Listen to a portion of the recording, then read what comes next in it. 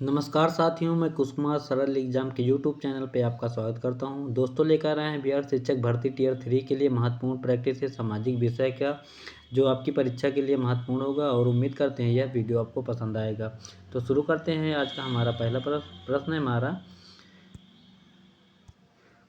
उर्दू की उत्पत्ति किस शब्दावली में हुई? किस शताब्दी में हुई? तो 8वीं, 10वीं, 11वीं या 12वीं। तो उर्दू की जो उत्पत्ति हुई है वो फिलहाल 12वीं शताब्दी में हुई है। यह भाषा अरबी एवं फारसी भाषा से प्रभावित थी। उर्दू भाषा का सर्वप्रथम प्रयोग कवि अमीर खुसरो ने किया। अमीर खुसरो को जानते ही होंगे आप, एटा में इनका जन्म हुआ था, ठीक।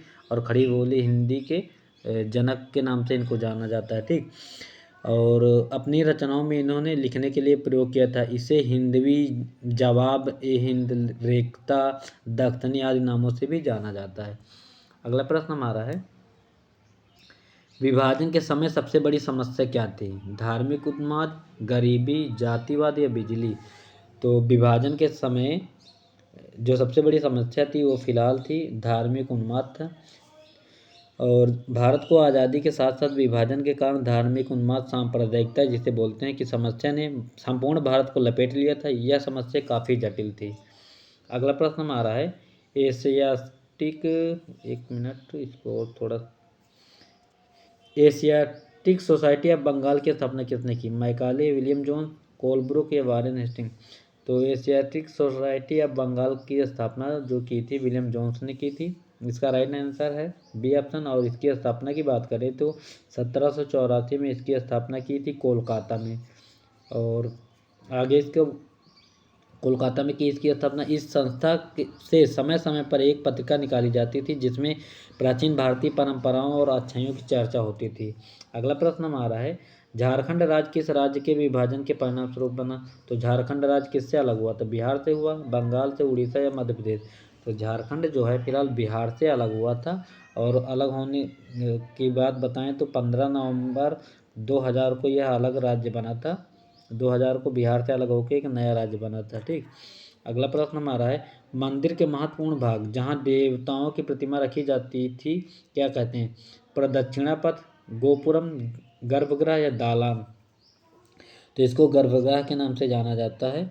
और मंदिर के चारों ओर परिक्रमा करने का मार्ग जो होता है, जैसे ये मंदिर है बीच में शिवलिंग जैसे बना, तो इसका जो परिक्रमा मार्ग होता है उसे कहते हैं दक्षिणा पथ। और गोपुरम मंदिरों की 4 दीवारी में बने अलंकृत द्वार को कहते हैं, ठीक। जो मंदिर में बने रहते हैं दरवाजे, उनको जो अच्छे से बनाया जाता है उनको कहते हैं 4 दीवारी को, उनको गोपुरम नाम से जाना जाता है। अगला प्रश्न हमारा है, किस युद्ध को जीतने के बाद अशोक का मन दुख से भर गया? तक्षशिला, कलिंग, उज्जैनी, सुवर्णगिरी? तो सबको पता है कलिंग का युद्ध 261 ईसा पूर्व में जो हुआ था। राजा खारवेल वहाँ का शासक था उड़ीसा में। तो उसी के बाद इसने अपना मन परिवर्तित कर लिया और इसकी जो पत्नी थी कारुवाकी, इन्हीं के कहने पर इन्होंने बौद्ध धर्म को अपना लिया था और हमेशा के लिए युद्ध न करने की संन्यास ले लिया, ठीक। यह युद्ध के बाद उसने लोगों को भलाई का रास्ता अपनाया और अपने विचारों को शिलालेखों के माध्यम से जन जन तक पहुंचाया। शिलालेखों का समय जो था वो अशोक के समय से ही हुआ है, ठीक। अगला प्रश्न हमारा है, किस शहर से बंदरगाह के अवशेष मिले? तो लोथल, रोपड़ है ये फिलहाल, कालीबंगा या धौलावीरा? तो कालीबंगा राजस्थान में, लोथल जो है गुजरात में है। जो बंदरगाह एक प्राकृतिक बंदरगाह था, पुराना सबसे हड़प्पा कालीन नगर था, अहमदाबाद गुजरात में।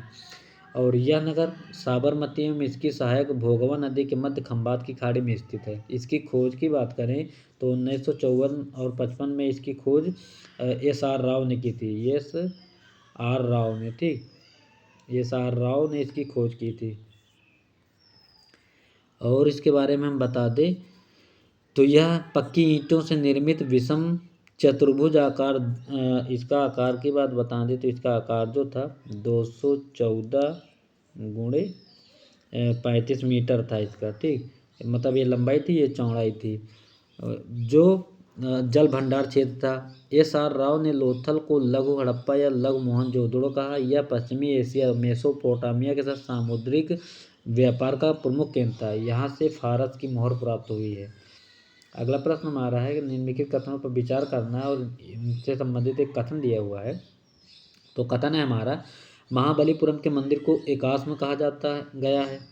कारण दिया हुआ है, इनमें से प्रत्येक मंदिर एक ही विशाल पहाड़ी को तराश कर बनाया गया है और इसमें सही उत्तर आपको चुनना है। तो सही उत्तर की बात करें तो इसका जो सही उत्तर है फिलहाल ए ऑप्शन होगा। ए और आर दोनों सही हैं और आर इसकी एक ही सही व्याख्या भी करता है। अगला प्रश्न हमारा है, प्रश्न नंबर 9 है, निम्नलिखित में से कौन सी भाषा चेर राज्य की विकसित भाषा हुई?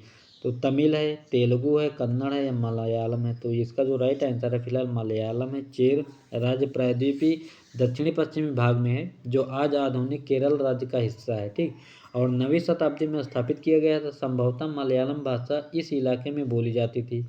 शासकों ने मलयालम भाषा एवं लिपि का प्रयोग अपने अभिलेखों में किया था। वस्तुतः इस भाषा का प्रयोग उपमहाद्वीप के सरकारी अभिलेखों में किसी क्षेत्रीय भाषा के प्रयोग के सबसे पहले उदाहरणों में से एक है। इसका फिलहाल डी ऑप्शन सही है।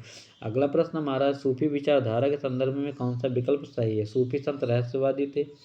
इन्होंने एक असरवादी यानी एक अल्लाह के प्रतिपूर्ण संपूर्ण प्रचार का किया है, समर्पण प्रचार किया। भक्ति संतों की तरह ये लोग भी काव्य रचना किया करते थे। तीनों कथन सत्य हैं। तो इसका जो राइट आंसर है फिलहाल तीनों कथन सही है। डी ऑप्शन इसका राइट आंसर होगा। अगला प्रश्न हमारा है, कुतुब मीनार के संदर्भ में कथन दिए हुए हैं और इसमें सही विचार करना है। यह 5 मंजिला इमारत है, बिल्कुल सही है। अभिलेखों की पट्टियां इससे पहले छज्जे के ऊपर है। इसकी पहली मंजिल का निर्माण कुतुबुद्दीन ऐबक तथा शेष मंजिलों का निर्माण इल्तुतमिश द्वारा 1249 के आसपास कराया गया था। तो इसका जो फिलहाल इसका राइट आंसर होगा अभी और है, कई वर्षों में यह इमारत आंधी तूफान तथा भूकंप की वजह से क्षतिग्रस्त हो गई। और आगे दिया हुआ है, अलाउद्दीन खिलजी, मोहम्मद बिन तुगलक, फिरोज शाह तुगलक तथा इब्राहिम लोदी ने इसकी मरम्मत करवाई। तो इसका जो राइट आंसर है फिलहाल सी ऑप्शन होगा। 1, 4, 5 इसका राइट आंसर होगा। ठीक, दूसरा और तीसरा इसका गलत है। ठीक, अगला प्रश्न हमारा है, निम्नलिखित युग्मों में से कौन सा सुमेलित है? सुमेलित है पूछा है, तो शुरू करते हैं सुमेलित करने की प्रक्रिया। अनंगपाल का दिया हुआ है 1050 से 1075।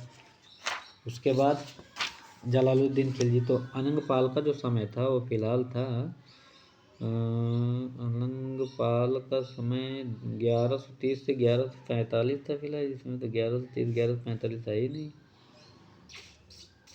जलालुद्दीन खिलजी का समय 1200, अरे इसमें पूछा है मतलब कौन सा इसमें सही है? तो इसका जो राइट आंसर है फिलहाल इसका होगा बहलोल लोदी का जो समय 1499 1503 है। यही फिलहाल सही लगता है। इनमें से फिलहाल कोई सही नहीं है। ठीक, इनमें से कोई नहीं होगा। इसका हम समय बता दें आपको, तो अनंगपाल का जो समय था फिलहाल वो था 1130 से 1145। ठीक, और जो जलालुद्दीन खिलजी का समय था वो 1290 से 1296 था। ठीक, और खिज्र खां का जो समय था वो 1414 से 1421 इसका समय था। और बहलोल लोदी का जो समय था वो 1451 से लेकर 1489। ठीक, तो इसमें से टोटल सारे गलत हैं, इसमें कोई सही नहीं है। ठीक, राइट आंसर इसका होगा डी, इनमें से कोई नहीं। अगला प्रश्न हमारा है, निम्नलिखित में से किन्होंने पाषाण निर्मित स्तूप तथा मंदिर की सजावट के लिए धन प्रदान किया? व्यापारी, कृषक, लोहार, सोनार, इत्र बनाने वाले। और नीचे दिए गए उत्तर सही चुनना है। तो इसमें से फिलहाल सभी सही, सभी ने धन दिया था इसमें। अगला प्रश्न हमारा है, अरिकमेड से प्राप्त साक्ष्यों के संदर्भ में निम्नलिखित कथनों पर विचार करें। यहाँ से ऐसे बर्तन प्राप्त हुए हैं जिनका डिजाइन रोम का था किंतु वे यहीं बनाए गए थे।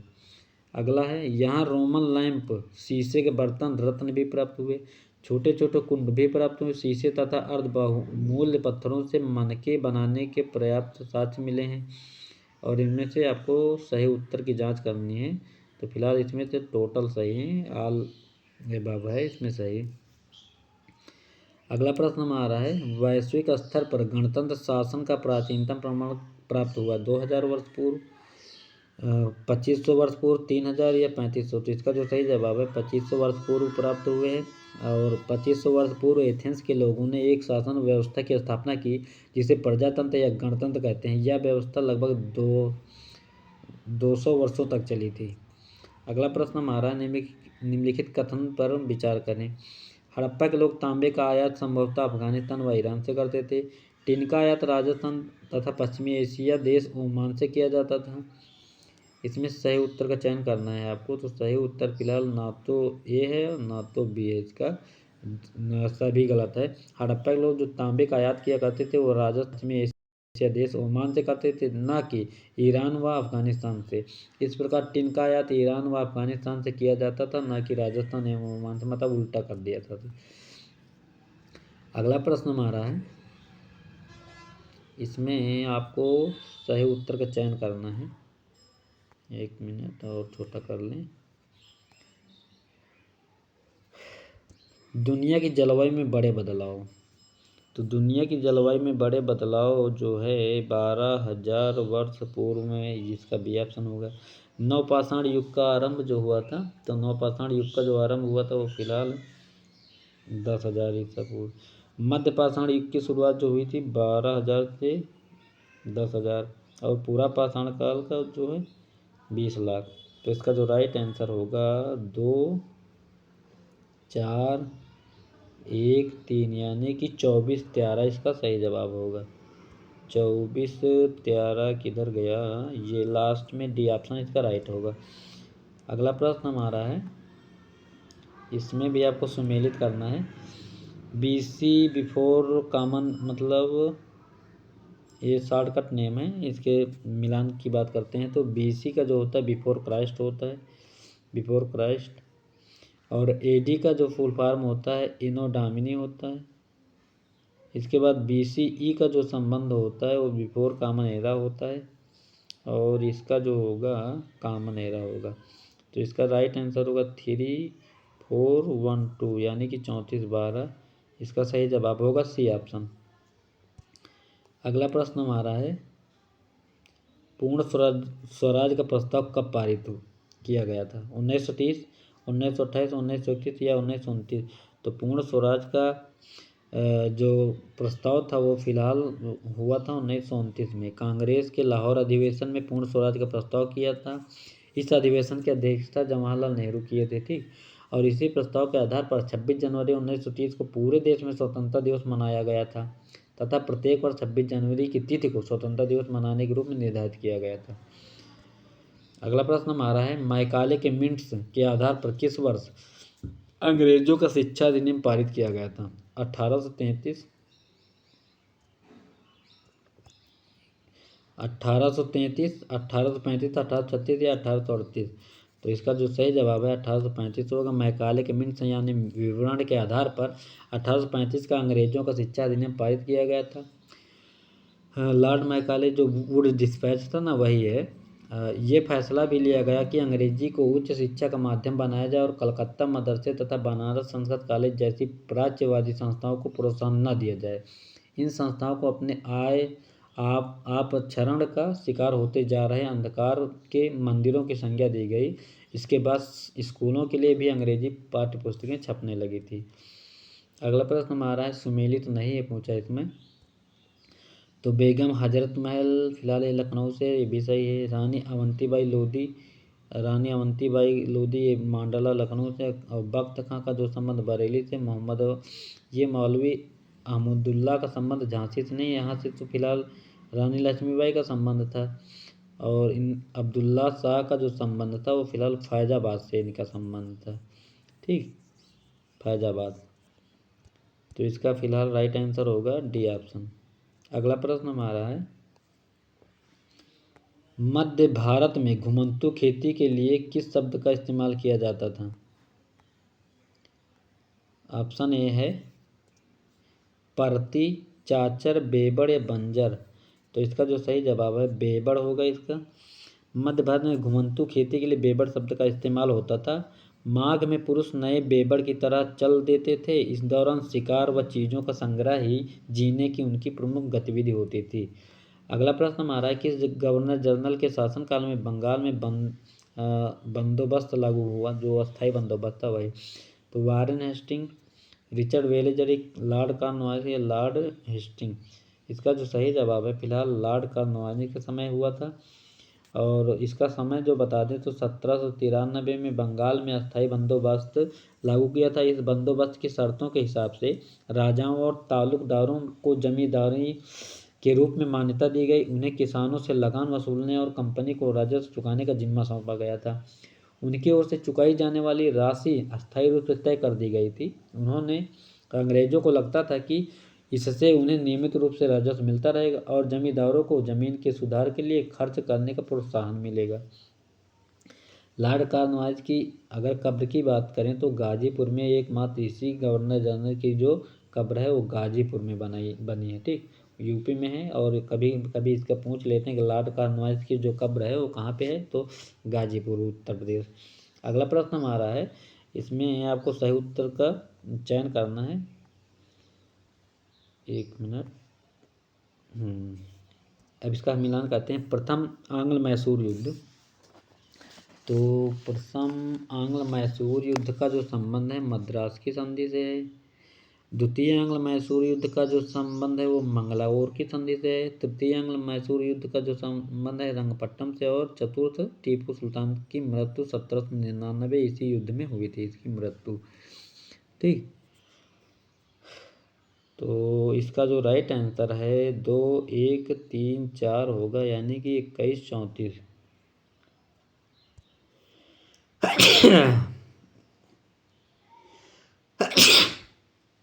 इसका सही जवाब है सी ऑप्शन। अगला प्रश्न हमारा है 1498 में भारत के समुद्री मार्ग की खोज किसने की? Marco Polo, Columbus, Vasco D gamma या मैगलन। तो कोलंबस तो किया था फिलहाल अमेरिका की खोज, यूएसए की खोज, नई दुनिया जिसे बोलते हैं। वास्को डी गामा जो था वो पुर्तगाली नाविक था। इसने 1498 में समुद्री मार्ग की खोज की थी और भारत में आया था। और पुर्तगाली भारत से काली मिर्च, लौंग, इलायची और दालचीनी अपने साथ ले जाते थे। इन मसालों से पुर्तगालियों को यूरोप के बाज़ारों में भारी मुनाफा होता था। 17वीं शताब्दी की शुरुआत तक डच भी हिंद महासागर में व्यापार की संभावनाएं तलाशने लगे थे। कुछ ही समय बाद फ्रांसीसी व्यापारी भी सामने आ गए थे। मतलब कई विदेशी कंपनियां जो आई हैं, पहले मसाले का व्यापार, अपने यहाँ मसाला होता ना केरल में, तो यहाँ सब व्यापार करने के लिए यहाँ से मसाले ले जाते थे, बाहरी देशों में ये बेचते थे, तो अच्छा खासा मुनाफा पाते थे। अगला प्रश्न हमारा है किसने 1857 के विद्रोह में शामिल मुगल बादशाह बहादुर शाह जफर और उनके बेटों को गिरफ्तार किया? Colin Campbell, captain Hodson, colonel Neill व जनरल रेनाल्ड। तो इसका जो सही जवाब है कैप्टन हडसन था, जो 1857 के विद्रोह में शामिल मुगल बादशाह बहादुर शाह जफर और उनके बेटों को गिरफ्तार किया। बहादुर शाह जफर को रंगून में कैद कर दिया गया था और वहीं इसकी मृत्यु हो गई। रंगून का वर्तमान में नाम बर्मा है, ठीक, म्यांमार। और 1857 ईस्वी में ब्रिटिश शासन के विरुद्ध भारी विद्रोह शुरू हो गया था। विद्रोहियों ने बहादुर शाह जफर को ही अपना नेता माना था। और विद्रोह को चलने के बाद कंपनी ने बहादुर शाह जफर को देश छोड़ने के लिए मजबूर कर दिया और उनके बेटों को उनके ही सामने मार डाला था। ये खतरनाक घटना हुई थी। अगला प्रश्न हमारा है पृथ्वी पृष्ठ के 1/3 क्षेत्रों में रहने वाले लोगों की संख्या को कहते हैं कायिका घनत्व, आर्थिक घनत्व, जनसंख्या घनत्व या कृषि घनत्व। तो इसको फिलहाल कहेंगे जनसंख्या घनत्व, क्योंकि जनसंख्या से संबंधित है। इसका राइट आंसर फिलहाल सी ऑप्शन होगा। अगला प्रश्न हमारा है प्रश्न नंबर 28 है, निम्नलिखित कथनों में से सत्य कथन का चयन करना आपको। गेहूं के वर्धन काल में मध्यम तापमान एवं वर्षा और शस्य कर्तन फसल की कटाई के समय तेज धूप की आवश्यकता होती है। इसका विकास सुअपवाहित दोमट मिट्टी मृदा में सर्वोत्तम ढंग से होता है। अगला दिया हुआ है गेहूं संयुक्त राज्य अमेरिका, कनाडा, अर्जेंटीना, रूस, यूक्रेन, ऑस्ट्रेलिया और भारत में विस्तार रूप से उगाया जाता है। तो सही जवाब की बात करें तो इसका जो सही आंसर है फिलहाल होगा डी ऑप्शन, उपरोक्त में से सभी कथन इसके सही हैं। अगला प्रश्न हमारा है कंप्यूटर उद्योग में प्रयुक्त होने वाला सिलिकॉन किससे प्राप्त होता है? क्वार्टज से, बॉक्साइट से, क्रोमियम या कोबाल्ट से। तो सिलिकॉन जो प्राप्त होता है वो फिलहाल क्वार्टज से प्राप्त होता है, बॉक्साइट से एल्यूमिनियम प्राप्त होता है। ठीक है। कोबाल्ट का प्रयोग किया जाता है कैंसर के उपचार में। वाष्पीकरण की अधिक दर वाले शुष्क प्रदेशों में सिंचाई की कौन सी विधि बहुत उपयोगी होती है? नलकूप विधि, बौछारी विधि, टपकन विधि या इनमें से कोई नहीं। तो इसका जो सही आंसर है टपकन विधि होती है। वाष्पीकरण की अधिक दर वाले शुष्क प्रदेशों में सिंचाई की ड्रिप अथवा टपकन विधि प्रयोग की जाती है। सिंचाई की इन विधियों को अपनाकर बहुमूल्य जल संसाधन को संरक्षित किया जा सकता है। अगला प्रश्न हमारा स्वर्ण चतुर्भुज महामार्ग किन किन महानगरों को जोड़ता है? दिल्ली, मुंबई, चेन्नई, कोलकाता। तो इसका जो सही जवाब है फिलहाल होगा इसमें उपरोक्त में से सभी को जोड़ता है, चारों को, डी ऑप्शन। अगला प्रश्न हमारा निम्नलिखित सागरों को पश्चिम से पूर्व की ओर क्रम व्यवस्थित करना है। कैरिबियन सागर, कैस्पियन, भूमध्य, काला या पूर्वी चीन सागर। तो इसका जो राइट आंसर है फिलहाल सी ऑप्शन आपका होगा 1, 3, 4, 2, 5। अगला प्रश्न हमारा है अलवण जल के मुख्य स्रोत क्या है? आ मतलब नहीं, लवण मतलब नमक, मतलब जिसमें नमक नहीं है। तो नदी का जल, क्योंकि बहता हुआ जल है तो इसमें जाहिर सी बात है इसमें नमक नहीं होगा। तालाब, हिमनद। तो इसका जो राइट आंसर है फिलहाल डी होना चाहिए, क्योंकि इन सब में नहीं होता है। इसका सही जवाब उपरोक्त में से सभी होगा। अगला प्रश्न हमारा है समुद्री तरंगे किनारों पर अवसाद जमा कर किसका निर्माण करती हैं? तटीय मेहराब, स्टैक, समुद्र भ्रम, समुद्री पुलिन। राइट आंसर इसका होगा फिलहाल डी, समुद्री पुलिन का निर्माण करते हैं।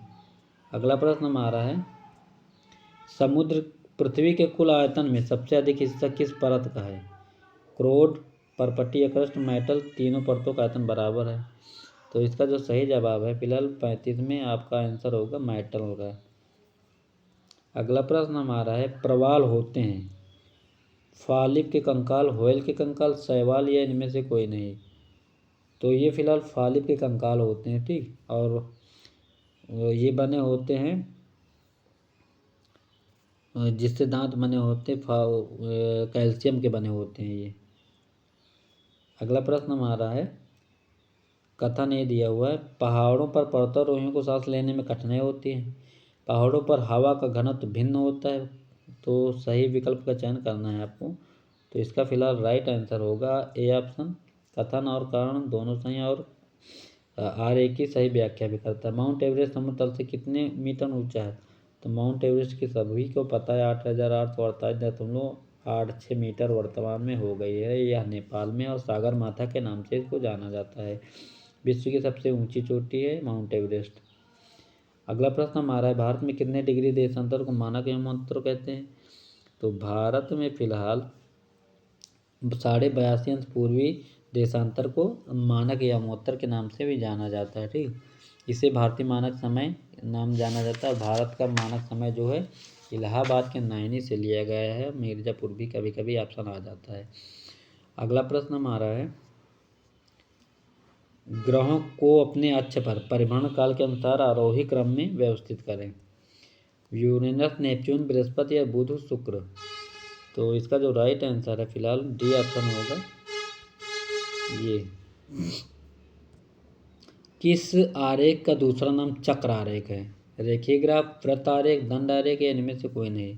तो इसका जो राइट आंसर है फिलहाल वृत्त आरेख को चक्र आरेख के नाम से, क्योंकि चक्र ये रहता है ना चक्कर काटना, तो वही है वृत्त आरेख। राष्ट्रीय राजमार्ग की देखरेख कौन सा विभाग करता है? लोक निर्माण विभाग, केंद्रीय लोक निर्माण, राष्ट्रीय राजमार्ग प्राधिकरण। फिलहाल राष्ट्रीय राजमार्ग से संबंधित है, तो इसका जो देखरेख करेगा राष्ट्रीय राजमार्ग प्राधिकरण, और इसके वर्तमान में जो अध्यक्ष हैं नितिन गडकरी साहब है ना। टेक्सटाइल का मतलब होता है जोड़ना, बुनना, नापना, सिलना। तो टेक्सटाइल का मतलब होता है बुनना, जहाँ कपड़ों की बुनाई होती है वो टेक्सटाइल का मतलब वही होता है टेक्सटाइल। बिस्को मान उपलब्ध कराती है किसानों को बीज, खाद बीज, कृषि उपकरण, ऋण या सिंचाई की सुविधा। तो किसानों को यह खाद और बीज उपलब्ध कराती है। इसका फिलहाल ए ऑप्शन होगा। ग्रामीण बैंक, सहकारी समितियां, पैक्सों का गठन, किसान क्रेडिट कार्ड की सुविधाएं किसानों को वित्तीय मदद कराती हैं। बायोटाइट किस खनिज का प्रकार है? एल्यूमिनियम, अभ्रक, लोहा या मैग्नीज? तो बायोटाइट जो है फिलहाल ये अभ्रक खनिज से प्राप्त होता है। अगला प्रश्न हमारा, इनमें से कौन सा महासागर नहीं है? अंटार्कटिका, आर्कटिक, हिंद या प्रशांत? तो अंटार्कटिका जो है महासागर नहीं है, ये महाद्वीप है, ठीक। और इसे सफ़ेद महाद्वीप या श्वेत महाद्वीप कहते हैं। ये पूरा बर्फ से ढका हुआ है, ठीक। और ये तीनों फिलहाल सागर है, महासागर। अगला प्रश्न हमारा, इनमें से कौन एक प्राकृतिक संसाधन है? पंचायल भवन, विद्यालय, भूमि, हवाई अड्डा? तो प्राकृतिक मतलब जो कुदरत की दी हुई चीज़ें हैं उन्हें कहते हैं प्राकृतिक। और फिलहाल भूमि कुदरती चीज़, इसको हम इंसान नहीं बनाए हैं। और पंचायल भवन है, विद्यालय, हवाई अड्डे, ये फिलहाल इंसान के बनाए हुए चीज़ें हैं। तो फिलहाल इसका राइट आंसर होगा सी ऑप्शन। बिहार के पूरब में क्या है? पश्चिम बंगाल है, उत्तर प्रदेश, सोन नदी या छत्तीसगढ़? तो बिहार के जो पूरब में है फिलहाल ये है पश्चिम बंगाल है, ठीक। पश्चिम में उत्तर प्रदेश, उत्तर में नेपाल तथा दक्षिण में झारखंड पड़ेगा। अगला प्रश्न हमारा, इनमें से कौन सी झील है? काला सागर, लाल सागर, फतेह सागर, अरब सागर? तो ये सभी सागर हैं तीनों। फिलहाल जो फतेह सागर है ये झील है, ये है राजस्थान में पड़ती है। तो इसका राइट आंसर है सी ऑप्शन, ठीक। जबकि और ये तीनों सागर हैं, आपको पता ही होगा। अगला प्रश्न हमारा है 50 नंबर, भू सतह पर भूकंप के केंद्र के ऊपर स्थित स्थान क्या कहलाता है? क्रेटर, अधिकेंद्र, लावा या भूपटल? तो इसका जो राइट आंसर है फिलहाल अधिकेंद्र इसको कहते हैं। बी ऑप्शन इसका सही होगा। अधिकेंद्र से कंपन बाहर की ओर तरंग के रूप में चलती है, जिसकी तीव्रता दूरी बढ़ने के साथ ही कम होती जाती है, ठीक। अधिकेंद्र के निकट भाग में सर्वाधिक कंपन होता है एवं वहाँ सर्वाधिक क्षति होती है।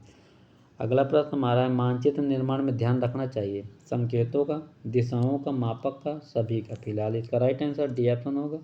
पर्वतों के कितने प्रकार होते हैं? 4, 5, 3 या 2? तो पर्वतों के जो प्रकार होते हैं फिलहाल 3 प्रकार के होते हैं। नंबर 1 जैसे वलित पर्वत है, भ्रंशोत्थ पर्वत है और ज्वालामुखी पर्वत है, ठीक। और वलित पर्वत की सतह उबड़ खाबड़ एवं शिखर शंक्वाकार होता है, जैसे भारत की हिमालय पर्वत एवं दक्षिण अमेरिका का एंडीज पर्वत। और पृथ्वी के आंतरिक हलचलों के कारण पृथ्वी पर दरारें पड़ जाती है।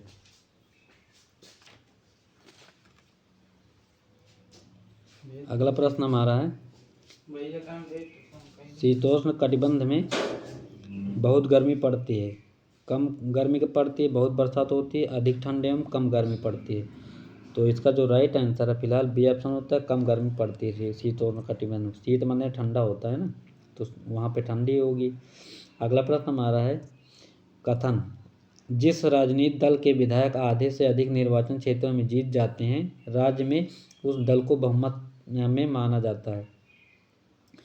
कथन 2 दिया है, बहुमत प्राप्त करने वाले राजनीतिक दल के विधायक जिसको विधायक दल का नेता चुनते हैं वही मुख्यमंत्री बनता है। दूसरे सबसे बड़े दल को मुख्य विपक्षी दल कहा जाता है। तो इसका जो राइट आंसर है फिलहाल होगा सी ऑप्शन, दोनों कथन इसके सही हैं। अगला प्रश्न हमारा है, भारत सरकार द्वारा समानता के अधिकार के तहत चलाई जा रही मध्याह्न भोजन व्यवस्था जिसे मिड डे मील योजना कहते हैं, कथनों पर विचार करें। और इसका वर्तमान में नाम हम बता दें तो इसका पीएम पोषण रख दिया गया है। और इसको प्रारंभ जो हुआ था 1995 में तमिलनाडु में पहली बार हुआ था, ठीक। बच्चों को ज़्यादा से ज़्यादा स्कूल में एडमिशन कराने के लिए यह व्यवस्था लागू की गई थी। तो अब इसके बारे में हम बता दें तो इस कार्यक्रम के अंतर्गत सभी सरकारी प्राथमिक स्कूलों को बच्चों को दोपहर का भोजन स्कूल द्वारा दिया जाता है। भारत में सर्वप्रथम यह योजना कर्नाटक और आंध्र प्रदेश, कर्नाटक में प्रारंभ की गई। फिलहाल ये तो कर्नाटक में नहीं हुआ था, तमिलनाडु में हुआ था। उच्चतम न्यायालय ने वर्ष 2001 में सभी राज्य सरकारों को इसे अपने स्कूलों में 6 माह के अंदर आरंभ कराने के निर्देश दिए। मध्याह्न भोजन योजना का स्कूल में प्रवेश लेने वाले गरीब बच्चों की संख्या में सुधार हुआ और उपरोक्त में से कौन सा कथन असत्य पहुंचा है? तो असत्य के बारे में हम बता दें तो अभी जो बता रहे थे आपको, कर्नाटक ना होकर ये तमिलनाडु में हुआ था, ठीक। इसका बी ऑप्शन सही है, केवल 2 गलत हैं। अगला प्रश्न हमारा है, 1 मिनट, संविधान के अनुच्छेद 22 और फौजदारी कानून में गिरफ्तार व्यक्ति के अधिकारों के संदर्भ में निम्नलिखित कथन पर विचार करना है। गिरफ्तारी के समय उसे यह जानने का अधिकार है कि गिरफ्तारी किस कारण से की जा रही है। ठीक, गिरफ्तारी के 20 घंटे के भीतर मजिस्ट्रेट के सामने, 20 घंटे तो नहीं है फिलहाल, 24 घंटे के अंदर इसको मजिस्ट्रेट के सामने पेश करना होता है। और अगला दिया हुआ है, पुलिस हिरासत में दिए गए इकबालिया बयान को आरोपी के खिलाफ सबूत के तौर पर इस्तेमाल किया जा सकता है। गिरफ्तारी के दौरान या हिरासत में किसी भी तरह के दुर्व्यवहार या यातना से बचने का अधिकार, इनमें से कथन सत्य नहीं है पूछा है। तो इसका जो राइट आंसर है फिलहाल वो होगा बी ऑप्शन, जो मैंने बताया 24 घंटे के अंदर इसको करना पड़ेगा। और तीसरा, इसमें 2 और 3 दोनों गलत है फिलहाल। 1 मिनट, ये वाला 2 और 3 दोनों गलत है इसकी। अगला प्रश्न हमारा है, लोकतंत्र में जनता अपने प्रतिनिधियों के माध्यम से शासन में भागीदारी सुनिश्चित करती है। इस संदर्भ में निम्नलिखित कथनों पर विचार करें। सहमत का विचार लोकतंत्र का प्रस्थान बिंदु होता है। सहमत का मतलब है चाह, स्वीकृति और लोगों की हिस्सेदारी। अगला दिया हुआ है, लोगों का निर्णय ही लोकतांत्रिक सरकार का गठन करता है और उसके कामकाज के बारे में फैसला देता है। लोग संसद के लिए अपने प्रतिनिधियों का चुनाव करते हैं। इन्हीं निर्वाचित प्रतिनिधियों में से एक समूह सरकार बनाती है। अगला दिया हुआ है, संसद सरकार को नियंत्रित नहीं कर सकती। उपरोक्त में से कौन सा कथन असत्य है। तो फिलहाल संसद तो कर सकती है, इसका तो ये तो नहीं है फिलहाल।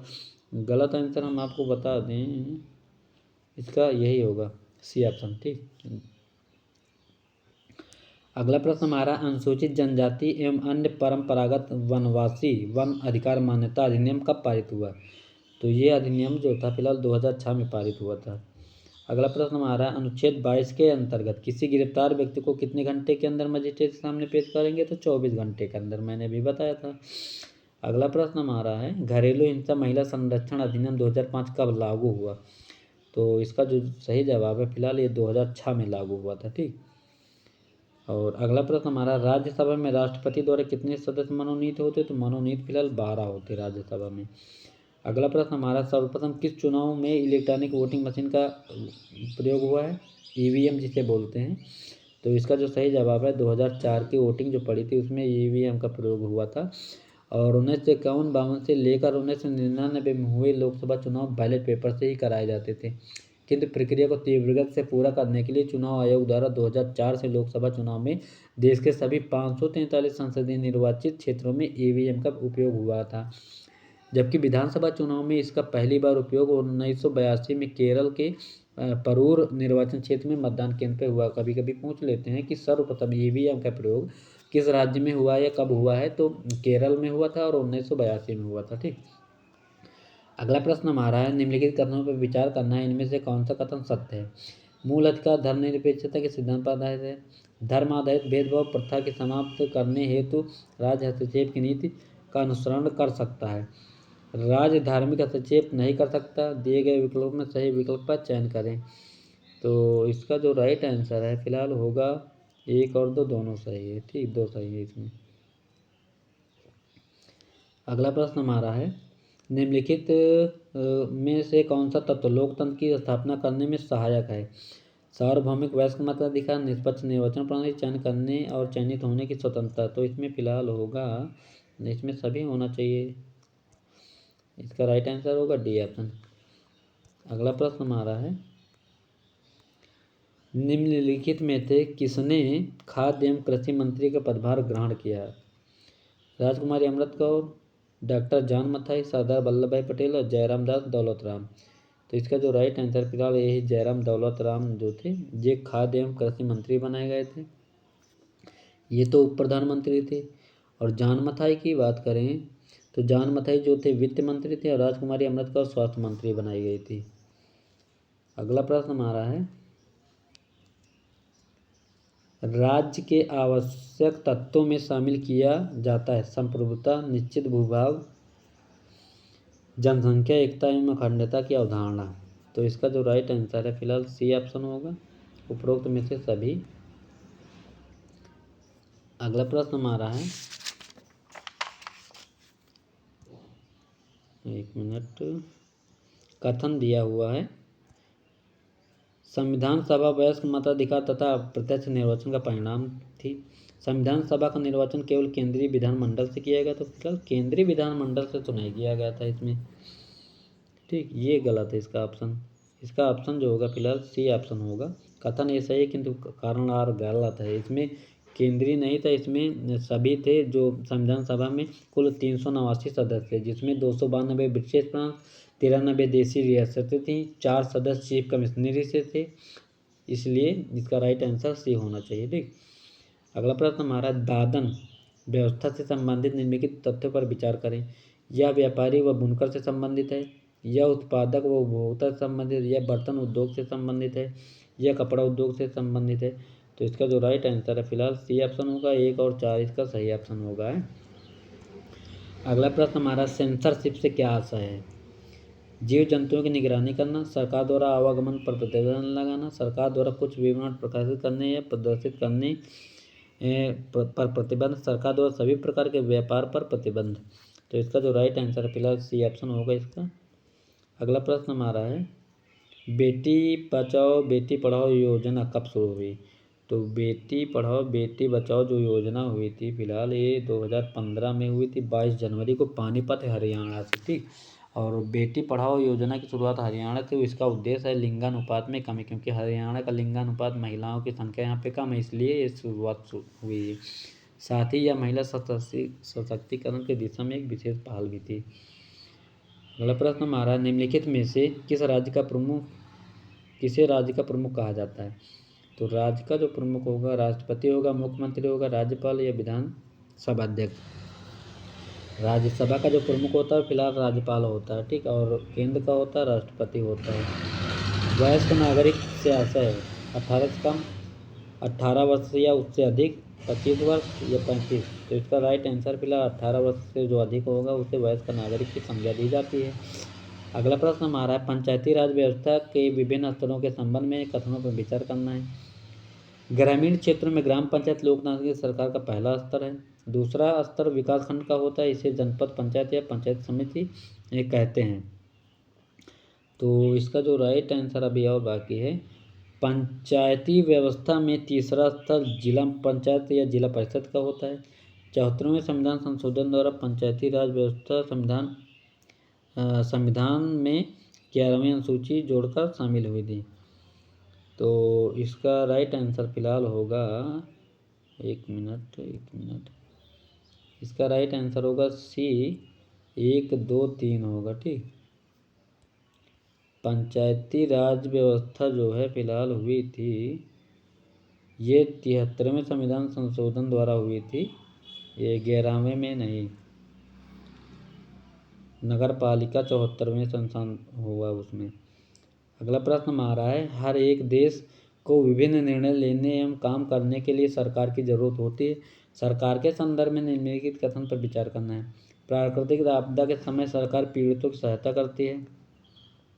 सरकार सभी नागरिकों के लिए पर्याप्त भोजन व अच्छी स्वास्थ्य सुविधाएं सुनिश्चित करती है। सरकार देश के सीमाओं की सुरक्षा तथा दूसरे देशों के शांतिपूर्ण संबंध रखती है। सरकार अपराध व महंगाई को नियंत्रित करती है। और दिया हुआ है उपरोक्त में से इसमें कौन सा कथन सही है। तो इसमें सभी कथन सही है। अगला प्रश्न हमारा है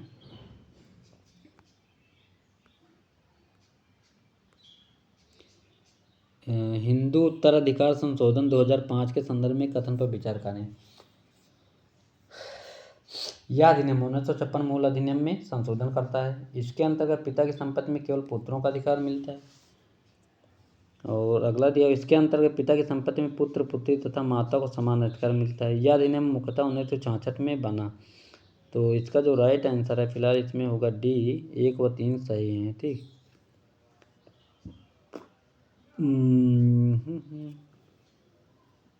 ये अधिनियम जो है इसमें जो है 1956 में संशोधन हुआ, 2005 में किया गया। इसके बाद हिंदू उत्तराधिकार संशोधन अधिनियम 2005 के नाम से जाना जाता है। यह हिंदू परिवारों में बेटी बेटियों और उनकी मां को जमीन में बराबर हिस्सा मिलने का प्रावधान करता है। अगला है पंचायती राज प्रणाली का गठन किया जाता है। ग्राम पंचायत, ग्राम समिति, जिला पंचायत।